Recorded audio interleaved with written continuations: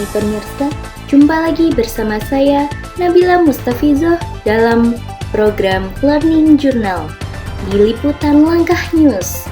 Baik pemirsa, pagi hari ini kita akan membahas topik yang sangat penting di dunia media masa kini, yaitu tentang landasan hukum dan etika dalam praktik jurnalisme, perbandingan jurnalisme data, dan jurnalisme investigasi. Di tengah derasnya arus informasi digital, bagaimana sebenarnya jurnalis menjaga kejujuran, tanggung jawab, dan kode etiknya? Mari kita telusuri lebih dalam melalui reportase investigasi. Indonesia menjamin kebebasan pers melalui Undang-Undang Nomor 40 Tahun 1999 tentang Pers.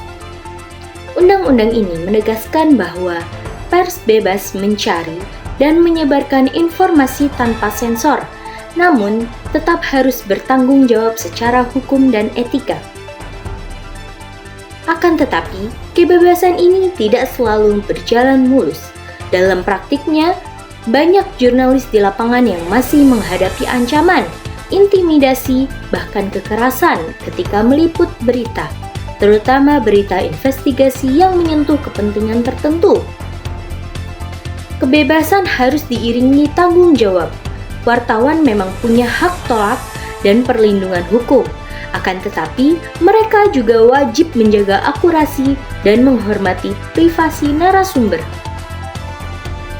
Kini, hadir bentuk jurnalisme baru, yaitu jurnalisme data. Jurnalisme ini mengandalkan angka, grafik, dan data yang besar untuk mengungkapkan fakta.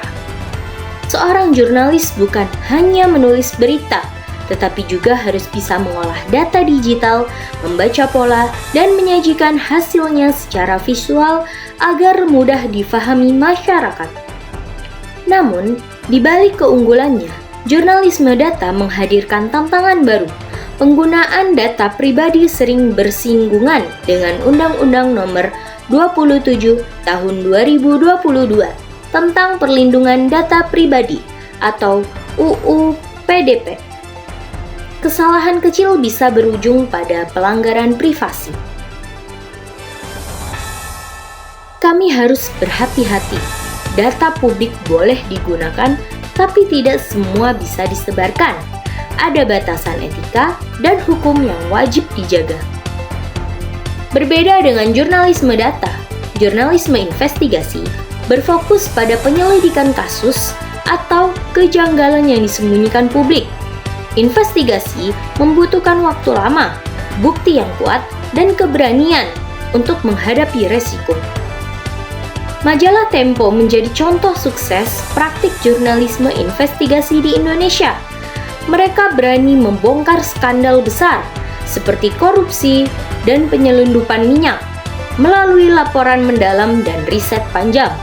Namun, di balik itu, para jurnalis sering menghadapi resiko hukum akibat pasal-pasal UU ITE yang multitafsir.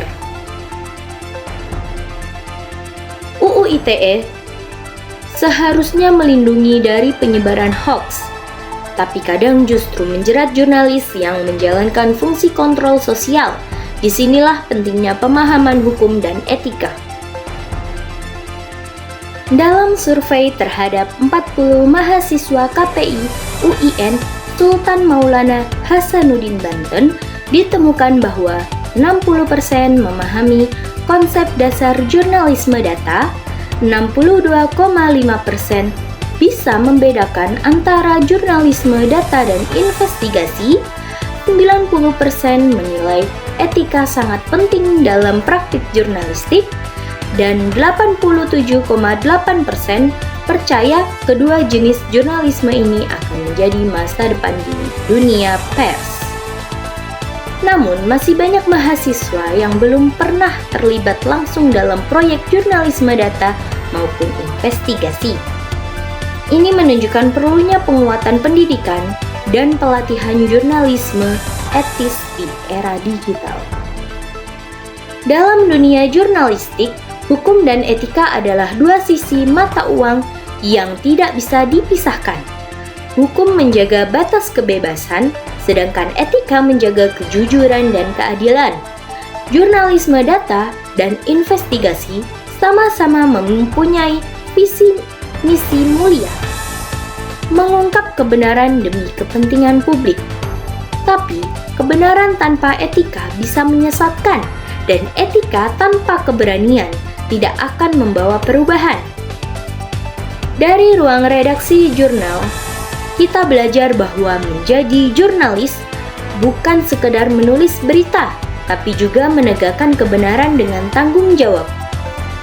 Semoga generasi muda jurnalis terus berpegang pada prinsip hukum dan etika, agar media tetap menjadi cahaya, bukan bara dalam kegelapan informasi. Saya, Nabila Mustafiza, pamit undur diri.